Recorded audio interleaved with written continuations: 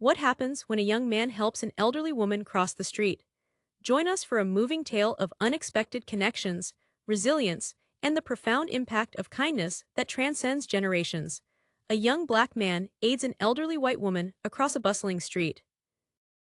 What she bestows upon him in return defies expectation. Join us on this momentous odyssey of, as the metropolis stirs with an insistent clamor, human currents flood the footpaths, their steps creating a discordant beat against the concrete vehicles, blare their horns trapped in gridlock, the atmosphere vibrates with urgency.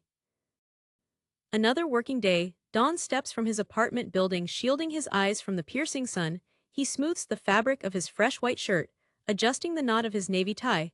The material feels foreign, a stark contrast to his customary casual wear, but this day is far from ordinary. This day holds the potential for profound change. He glances back through the open door.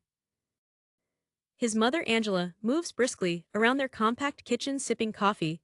Between bites of toast, her nurse's scrubs bear the creases of countless washes. "You've got this, sweetie," she calls out, offering a weary smile. "Show them what you're made of." Nods, swallowing a knot in his throat. "Thanks, Mom, don't work too hard today." "Okay." Angela dismisses him with a soft chuckle. "You know me now, get going before you're late." The door clicks shut behind him, and takes a deep breath. The weight of anticipation settles upon his shoulders. A palpable presence. He begins his walk, his polished footwear tapping a steady rhythm. The district unfolds around him, a mosaic of vintage and contemporary architecture. Weathered brownstones stand shoulder to shoulder with sleek modern flats. A corner shop proprietor sweeps his entryway, nodding in his direction as he passes. Across the thoroughfare, a cluster of children in pristine uniforms await their school transport, their chatter rising above the traffic's din. His gaze lingers on a boarded-up structure, its windows dark and empty. A faded, "For lease" sign hangs askew in the entrance. He recalls when it housed Mr. Johnson's barbershop, a neighborhood staple. For decades now, it's merely another casualty of escalating rents and shifting tides. A memory surfaces.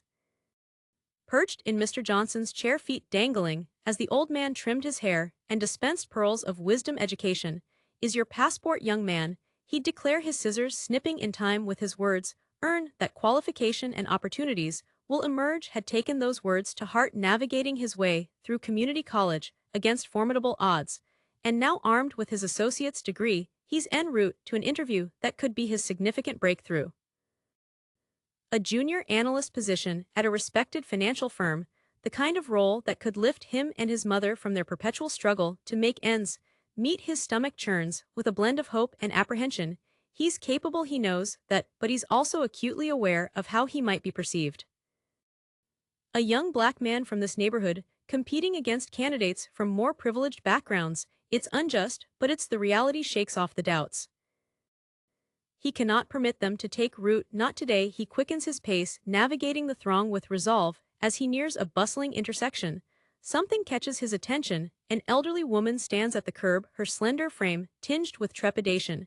She grips a well-worn wooden cane, knuckles stark white against the dark timber. Her eyes dart between the surging traffic and the crosswalk signal, which blinks its unyielding countdown. Hesitates. He glances at his timepiece, then back at the woman. The logical choice would be to proceed. He cannot afford tardiness, not today. Yet there's something in the woman's stance that pulls at him, a vulnerability that pierces his own preoccupations. Before he can second-guess himself, alters his direction. "Excuse me, madam," he states, approaching with a gentle smile. "Would you like some assistance?" Crossing, the woman turns, startled, her eyes, a faded blue, widen as she takes him in. There's a flicker of something, hesitation, perhaps suspicion. Before her expression softens. "Oh," she murmurs, her voice quivering slightly. "That's very kind of you, young man, but I wouldn't wish to trouble you." Shakes his head. "It's no trouble at all. I'd be pleased to help." He notices details now.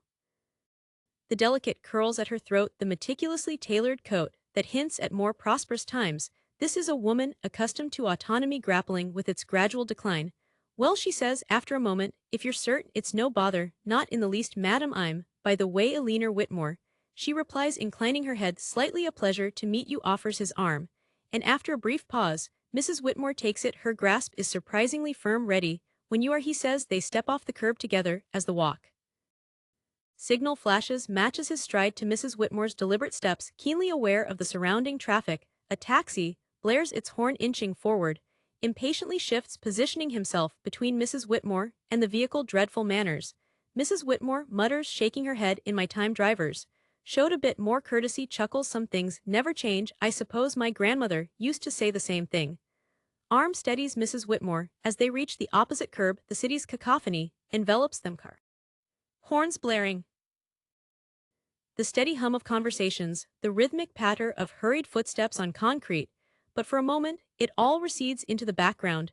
Mrs. Whitmore's hand lingers on his arm, her grip firmer than he expected. She gazes up at him, her faded blue eyes searching his face. There's a flicker of something in her expression. Gratitude certainly, but also a hint of surprise, as if she's witnessing something she hadn't anticipated. I thank you, young man, she says, her voice wavering slightly. That was very kind of you. Nods, offering a small smile. Happy to help, madam. He expects her to release his arm to continue on her way. But she doesn't. Instead, her grip tightens almost imperceptibly, as if she's reluctant to break this unexpected connection. It's not often one encounters such courtesy these days. Mrs. Whitmore continues, her tone wistful, especially in the city. Everyone's always in such a rush. Glances at his watch, acutely aware of his own ticking clock, but something in the old woman's demeanor keeps him rooted to the spot. There's a loneliness there barely concealed beneath her composed exterior. Well, he says, choosing his words carefully, sometimes we all need a little help, right? My mom always says, what goes around comes around. Mrs. Whitmore's eyes bright at this. Your mother sounds like a wise woman. You were raised well. A pang of guilt strikes him here. He is fretting about being late, while this elderly woman is clearly yearning for simple human interaction. He takes a breath, pushing aside his anxiety about the interview for a moment. She did her best, he says, allowing a note of pride to creep into his voice. Single mom, working as a nurse, taught me the value of hard work and looking out for others. Mrs. Whitmore nods approvingly. Admirable. And what about you? Where are you off to in such a hurry this morning? Job interview, replies, unable to keep a hint of nervousness from his voice. Junior analyst position at Grayson Financial. Is that so? Mrs. Whitmore's eyebrows rise slightly. Quite an opportunity. There's something in her tone, not quite approval, not quite skepticism, that makes him want to elaborate. Yeah, well, we'll see, he says, shrugging. Just got my associates in business administration, figured it was time to put it to use, you know. Mrs. Whitmore studies him for a long moment, her expression unreadable, then seemingly arriving at a decision. She begins rummaging in her handbag. Now, let me just, oh no, that's not necessary, says, quickly realizing she might be looking for money. The last thing he wants is to be compensated for a simple act of kindness. Mrs. Whitmore looks up, a hint of amusement in her expression. I wasn't going to offer you money, young man, although your refusal speaks well of you. She pulls out a small, elegant business card and extends it to him. Here, if you ever need anything, advice, a reference, whatever it might be, please don't hesitate to call. Takes the card. A little dazed, the paper is thick, expensive, embossed letters spell out Eleanor Whitmore, along with a phone number. I thank you, he manages, surprised by the gesture. That's incredibly kind of you. Mrs. Whitmore waves off his thanks. Kindness should be rewarded with kindness. Now, you'd best be on your way. Wouldn't want you to be late on my account. Nods, suddenly remembering the ticking clock. Right, thank you again, Mrs. Whitmore, take care. He sets off at a brisk pace, slipping the card into his pocket. The encounter has left him feeling strangely buoyant, as if he's passed some sort of test he didn't know he was taking. As tall figure disappears into the crowd, Mrs. Whitmore remains rooted to the spot, her eyes following him until he's out of sight. A wistful smile plays on her lips, tinged with a hint of sadness. The city bustles around her, a stark contrast to the stillness she feels within. How long has it been since she's had a genuine interaction like this? The young man's kindness, his willingness to assist a stranger, it stirs something in her, a memory of a time when the world felt less cold, less impersonal. She thinks of her own children, scattered across the country, too engrossed in their own lives to visit more than once or twice a year. Of her late husband, whose absence still aches like a phantom limb. Of the enterprise she built and then relinquished, believing her time for purpose and meaning had passed. But that young man, his energy, his potential, it reminds her of herself, at that age, hungry for opportunity, eager to prove herself. And yet there was something more there. A kindness, a depth that she doesn't often witness anymore. Mrs. Whitmore sighs, finally turning to continue her walk. The city feels different, somehow less formidable. She finds herself hoping that interview goes well, that the world will be kind to him. And she wonders, not for the first time, if perhaps she's not quite finished with the world of commerce after all. Meanwhile, power, walks through the crowded streets, his mind, racing. The weight of Mrs. Whitmore's business card seems to burn in his pocket, a tangible reminder of the unexpected encounter. But as he approaches the towering glass and steel edifice that houses Grayson Financial, his focus shifts. The building looms over him, its reflective surface throwing back a distorted image of the bustling city. Takes a deep breath, squaring his shoulders. This is it, opportunity. He's been working towards the chance to begin building a better life for himself and his mother.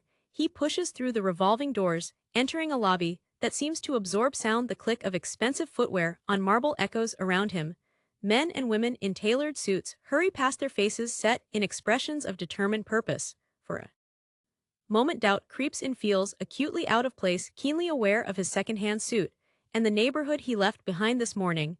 But he pushes the feeling aside. He's earned his place here same as anyone else. He approaches the reception desk, where a polished young woman greets him with a practiced smile. "Good morning," says, keeping his voice steady. "I'm here for an interview with Mr. Grayson." The receptionist taps at her computer, then nods. "Of course, Mr. Please take the elevator to the 14th floor. Someone will meet you there." Thanks her, and heads for the bank of elevators. As he waits, he catches his reflection in the polished doors. The face that looks back at him is composed, professional, ready. The elevator arrives with a soft chime, steps inside, his heart racing despite his calm exterior. As the door slides shut, he feels the weight of the business card in his pocket, a reminder that kindness can appear in unexpected places, even on the most important days. The elevator ascends swiftly, and before he knows it, he's stepping out onto the 14th floor. The atmosphere here is different, charged with an energy that's part excitement, part tension. He's not the only one here for an interview. He realizes several other young people, all impeccably dressed, sit in a waiting area, their postures rigid with nerves. A receptionist directs him to take a seat. He does, trying not to fidget. As he waits, the minutes tick by slowly. He observes his competition. Most seem to come from more privileged backgrounds, their suits clearly designer, their confidence bordering on arrogance. Takes a deep breath, reminding himself that he belongs here just as much as they do. Finally, a door opens, and a middle-aged man steps out. He calls, glancing around the room, stands straightening his tie. "That's me, sir." The man, the interviewer assumes, gives him a cursory once-over. There's something in his expression, a flicker of what, surprise, disappointment. "It's gone before, can be sure this way," the man says, turning on his heel. Without waiting for a response, follows him into a stark minimalist office. The walls are bare, except for a few framed certificates, and a large imposing painting of a bold symbol of a bullish market. Realizes it's meant to be impressive, he supposes, but it just feels cold. "Have a seat," the interviewer says, gesturing to a chair in front of the desk. He doesn't introduce himself as he settles into his own seat, immediately picking up a files. "Resume, presumably." So the man says, his eyes skimming the paper. "Associate's degree from Community College of Philadelphia." There's a note in his voice that makes his spine stiffen. He opens his mouth to speak, to explain his circumstances, his work ethic, but the interviewer continues as if he hasn't noticed. "Tell me, mister, why do you think you're qualified for this position?" The question hangs in the air, its implications clear. Takes a breath, pushing down the surge of indignation. He's prepared for this. He knows his worth. "Well, sir," he begins, "while my degree may not be from an Ivy League school, I've worked hard to excel in my studies, while also gaining real-world experience. I've held various part-time jobs throughout college, which have taught me valuable skills in time management, customer service, and adaptability. I'm a quick learner, dedicated, and I bring a unique perspective that I believe could be an asset to your team." The words come out smoothly, rehearsed but sincere, but as speaks he can see the interviewer's eyes glazing over. The man's attention is already drifting back to the resume, his pen tapping an impatient rhythm on the desk. "MMMHMM, the interviewer murmurs, clearly unimpressed. "And what do you know about Grayson Financial?" Launches into his prepared response, detailing the company's history, its recent acquisitions, its position in the market. But with each word, he can feel the opportunity slipping away. The interviewer's body language, his clipped responses, the way he barely makes eye contact, it all screams disinterest. The rest of the interview passes in a blur. The questions are perfunctory, the responses barely acknowledged. Tries to inject enthusiasm into his answers, to showcase his knowledge and passion, but it's like speaking to a brick wall. Before he knows it, the interviewer is standing, extending a hand in a clear dismissal. "Thank you for your time, mister. We'll be in touch if we decide to move forward." The "if" hangs heavy in the air, knows with a sinking feeling that he won't be hearing from them Again, he shakes the man's hand, murmuring his own thanks, and walks out of the office. The other candidates in the waiting room barely spare him a glance too, wrapped up in their own nervous anticipation, as the elevator doors close behind him lets out a long shaky breath. The disappointment is a physical ache in his chest. He'd known it was a long shot, but he'd allowed himself to hope, to dream of what this job could mean for him, for his mother, for their future. The lobby seems even more imposing, now the click of expensive shoes on marble, a mocking reminder of a world that seems determined to keep him out. Walks out into the bright sunlight, blinking against its glare. He starts the long walk home, his mind replaying every moment of the interview.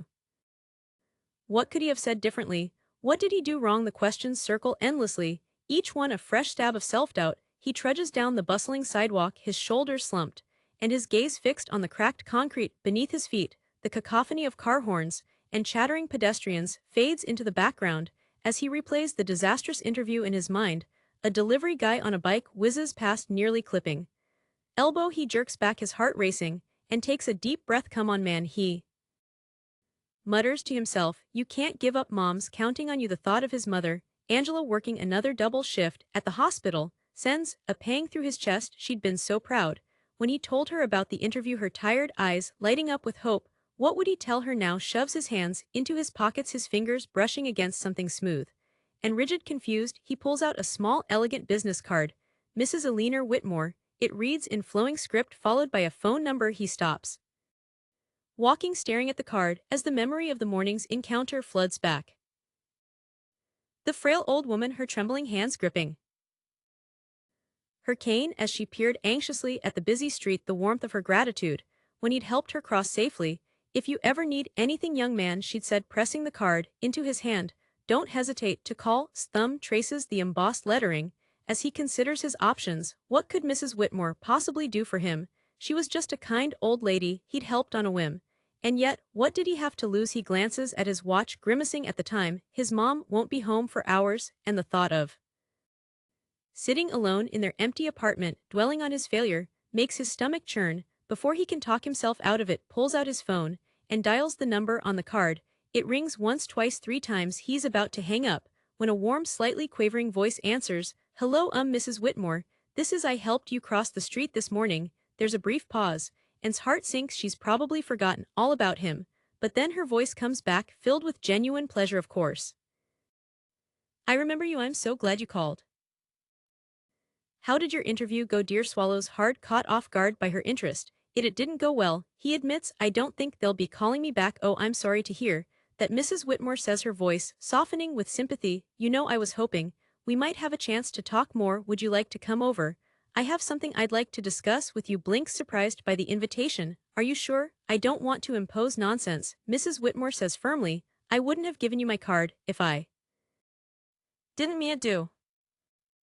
You have a pen. I'll give you my address. 20 minutes later, stands before an imposing brownstone in one of the city's more affluent neighborhoods. The house is grand with ornate stonework and tall windows, but there's a slight air of neglect about it. The small front garden is overgrown, and a shutter on one of the upper windows hangs crookedly. Hesitates, suddenly feeling out of place in his slightly wrinkled interview suit. He's about to turn around when the front door swings open, revealing Mrs. Whitmore. She's dressed more casually now, in a soft cardigan and slacks, but her white hair is still perfectly coiffed. Her face lights up when she sees him. Come in, come in. I'm so glad you could make it. Follows her into a spacious foyer, his eyes widening at the crystal chandelier overhead and the plush carpets beneath his feet. Mrs. Whitmore leads him through to a cozy living room, gesturing for him to take a seat on a floral-patterned sofa. Would you like some tea? She asks, already moving towards a silver tea service on a side table. Yes, please, says his mouth suddenly dry. Thank you, Mrs. Whitmore. Oh, call me Eleanor, dear, she says, pouring tea into delicate china cups. Mrs. Whitmore makes me feel so old. Accepts the cup she offers him, careful not to let his nervousness show in his grip. Thank you, Eleanor. Eleanor settles into an armchair across from him, her keen eyes studying his face.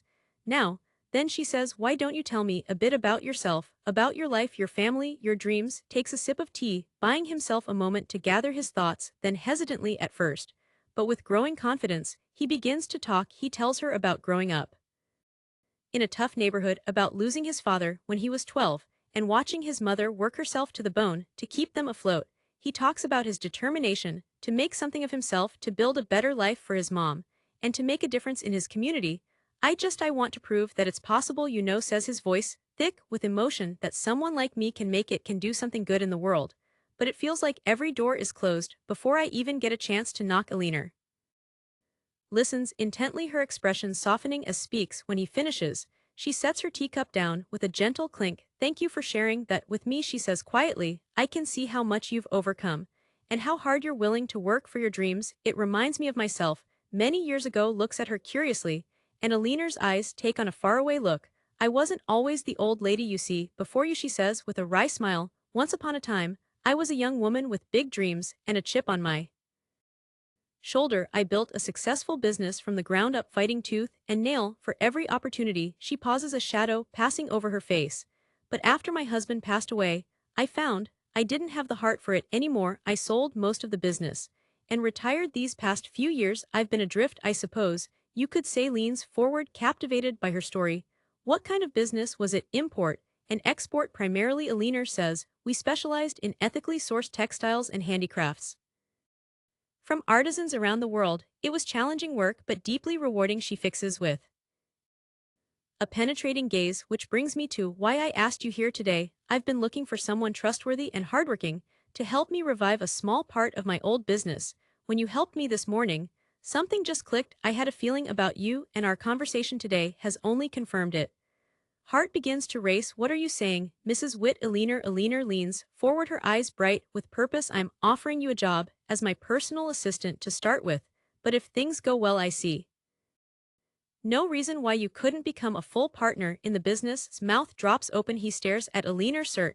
He must have misheard. I what? But you barely know me.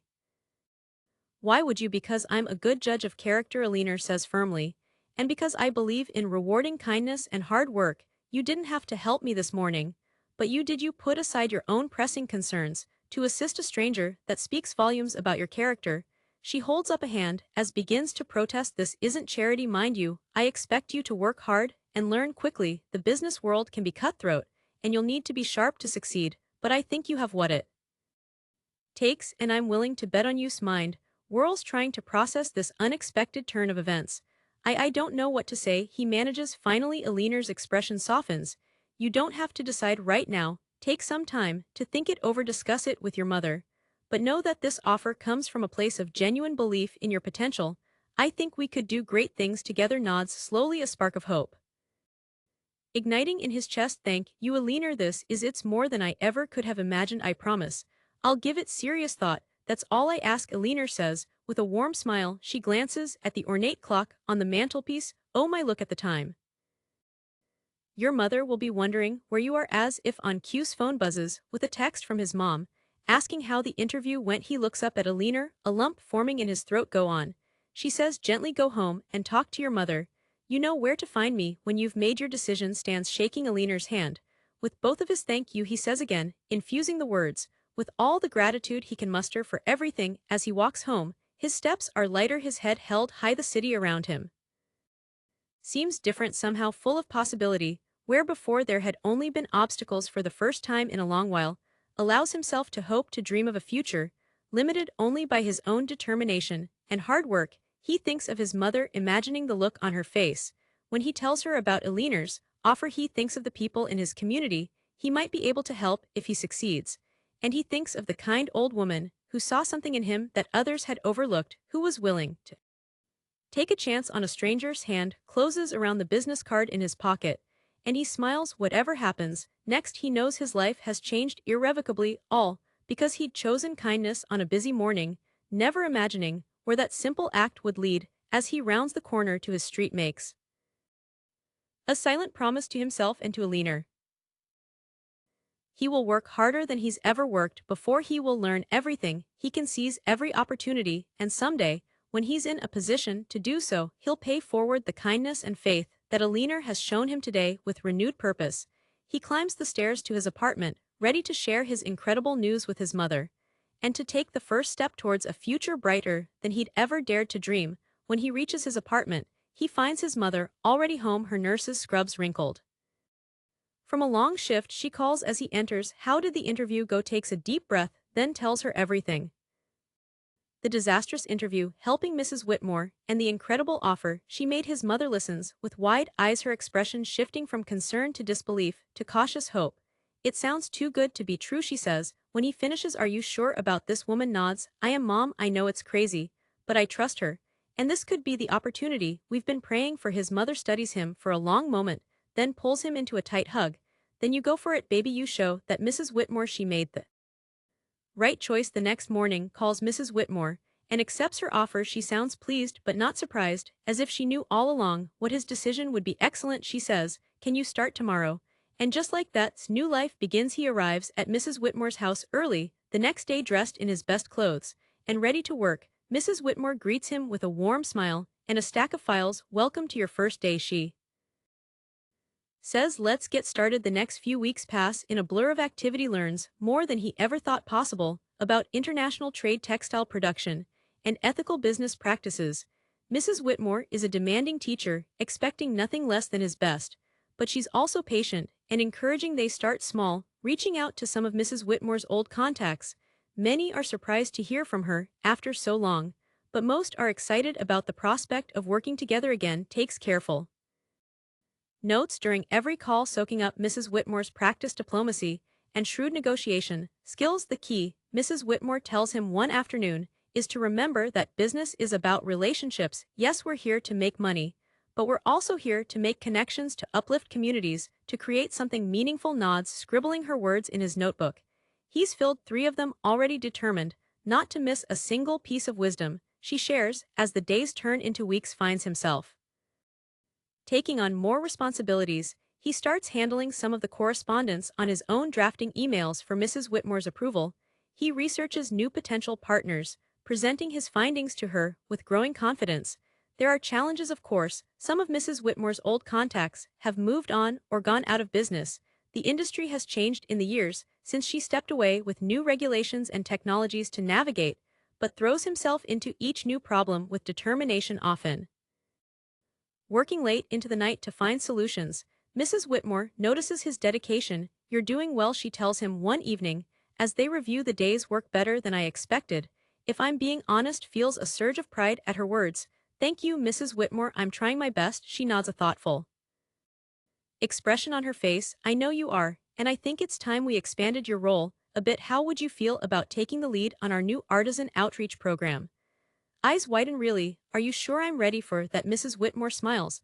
I wouldn't offer if I didn't think you were. It's time you started putting your own stamp on things. This business won't be mine forever. You know, the implications of her words hit him like a wave. He knew in theory that Mrs. Whitmore saw him as a potential successor, but hearing her say it so plainly makes it real in a way it hasn't been before. I won't let you down, he says, his voice thick with emotion. Mrs. Whitmore reaches out and pats his hand. I know you won't, my boy, I know you won't. As the weeks turn into months, and Mrs. Whitmore fall into a comfortable rhythm, they work well together. Her experience, complementing his youthful energy and fresh ideas, finds himself looking forward to their daily meetings, not just for the business discussions, but for the personal conversations that often follow. Mrs. Whitmore tells him stories of her early days in business, of the challenges she faced as a woman in a male-dominated industry, shares his own experiences, the frustrations of being overlooked and underestimated because of his race and background. You know, Mrs. Whitmore says one afternoon, as they share a pot of tea, when I first started out, people told me I couldn't succeed, that a woman had no place running a business like this. Nods, understanding all too well. What did you do? Mrs. Whitmore's eyes twinkle. I proved them wrong, of course, and that's exactly what you're going to do. You're going to show everyone who ever doubted you just how wrong they were. Feels a lump form in his throat. He's never had anyone believe in him the way Mrs. Whitmore does outside of his mother. It's both exhilarating and terrifying. Thank you, he says softly, for everything. Mrs. Whitmore waves her hand dismissively, but can see the emotion in her eyes. Don't thank me, just keep working hard, keep proving me right. And he does. He throws himself into his work with renewed vigor, determined to live up to Mrs. Whitmore's faith. He stays late poring over contracts and market reports. He spends his weekends researching new sustainable practices they might implement. His mother notices the change in him. You're different, she says one evening, as they eat dinner together. Happier, more, I don't know, confident smiles. I feel different, Mom, like I'm finally doing what I'm meant to do. As the business begins to grow again, finds himself taking on more and more responsibility. Mrs. Whitmore starts introducing him to clients as her partner, not just her assistant. She trusts him to handle negotiations, to make decisions about new product lines. And through it all their bond deepens. Mrs. Whitmore becomes more than just a boss or even a mentor. She becomes family, filling a void in his life he didn't even know existed. One evening, as they wrap up a particularly successful day, Mrs. Whitmore turns to him with a serious expression. "You know," she says, "when I decided to revive this business, I wasn't sure if I was making the right choice. I wondered if I was just an old woman clinging to past glories." Starts to protest, but she holds up a hand to stop him. "But watching you these past months, seeing your passion and your drive, it's reminded me why I loved this work in the first place. You've brought new life to this business." And to me, feels tears prick at his eyes. "Mrs. Whitmore, she smiles, her own eyes suspiciously bright. "I know, my boy, I know now. What do you say we call it a night and start fresh tomorrow? We've got a big day ahead of us." As leaves the house that night, he pauses on the front steps, looking back at the grand old building. He thinks about the journey that brought him here, about the random act of kindness that changed his life. With a smile on his face and determination in his heart, steps off the porch and into the night, ready to face whatever tomorrow brings. The next few months fly by in a whirlwind of activity, finds himself taking on more and more responsibility. Within the company, he leads projects, makes crucial decisions, and becomes the face of their community outreach efforts. One crisp autumn morning, he stands before a group of high school students, his hands steady as he adjusts the microphone. "I know what it's like to feel like the odds are stacked against you," he begins, his voice carrying across the auditorium. "I've been where you are, but I'm here to tell you that with hard work, determination, and a little help, you can achieve your dreams." He tells them about the internship program they're launching, about the scholarships they're offering. As he speaks, he sees hope kindling in their eyes, same hope he once dared to feel. After the presentation, a young girl approaches him, her hands twisting nervously in front of her. "Mr. She says softly, "Do you really think someone like me could work for a company like yours someday?" Kneels down to meet her eyes. "What's your name?" "Tasha." She replies. "Well, Tasha," he says, "I don't just think you could, I know you can, and I'm going to do everything in my power to make sure you and every other kid in this neighborhood gets that chance." As he walks out of the school, his phone buzzes with a text from Mrs. Whitmore. "Proud of you," it reads. Simply smiles, feeling a lump form in his throat. Back at the office, he finds Mrs. Whitmore waiting for him, a stack of papers on her desk. She says, her voice serious, "I think it's time we made our partnership official." His eyes widen. "Mrs. Whitmore, she holds up a hand, silencing him. "You've more than proven yourself, my dear. This company wouldn't be where it is today without you. It's time you had the title to match your contribution." With trembling hands, signs the papers. As Mrs. Whitmore's pen scratches across the last line, he feels a weight lift from his shoulders. He's no longer just an assistant or even a protege. He's a partner, an equal. "Thank you," he manages to say, his voice thick with emotion. "For everything." Mrs. Whitmore reaches across the desk and squeezes his hand. "No, thank you. You've brought new life to this old business, and to me as well." In the months that follow, the business continues to thrive under their joint leadership. Community initiatives pay off, not just in goodwill, but in tangible results. They hire talented local workers who bring fresh perspectives and energy to the company. Their support of community events raises their profile and attracts new clients who appreciate their commitment to social responsibility. A few weeks later, stands before the board of directors, presenting his idea. "I propose we establish a scholarship fund," he says, his voice confident in Mrs. Whitmore's name, "to help young people from underprivileged backgrounds pursue their dreams." He glances at Mrs. Whitmore, seeing tears glistening in her eyes. The board members nod approvingly, and feels a surge of pride. This is why he does what he does, not just for himself, but for others who need a helping hand. After the meeting, Mrs. Whitmore pulls him aside. "A scholarship fund in my name?" she asks, her voice wavering slightly. Nods. "It's the least I can do to honor everything you've done for me, and it's a way to ensure your legacy lives on, helping others the way you helped me." Mrs. Whitmore embraces him, a gesture so unexpected that is momentarily stunned. "You're a good man," she says softly. "Don't ever forget that." As the weeks pass, finds himself busier than ever between managing the growing business, overseeing the scholarship fund, and continuing their community outreach efforts. He barely has a moment to breathe. But he wouldn't have it any other way. One morning, as he's hurrying to a meeting, he spots an elderly woman struggling to cross the busy street. Without hesitation, He changes course. Excuse me, madam, he says gently, would you like some help crossing? The woman looks up at him, relief flooding her features. Oh yes, thank you, young man, these cars move so fast these days, as carefully guides her across the street.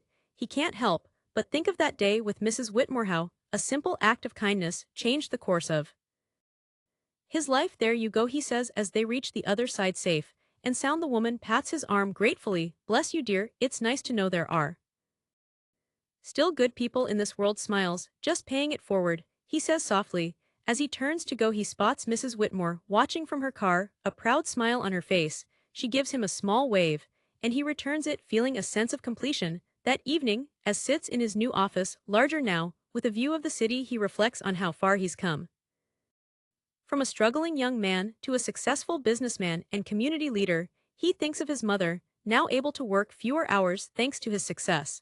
Of the young people whose lives are being changed by their scholarship fund.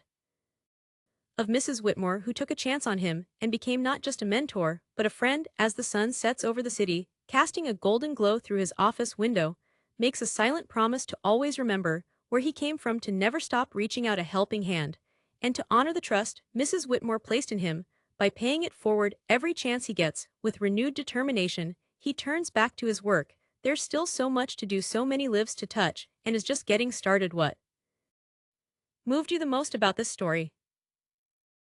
Let us know in the comments, and don't forget to subscribe for more inspiring tales.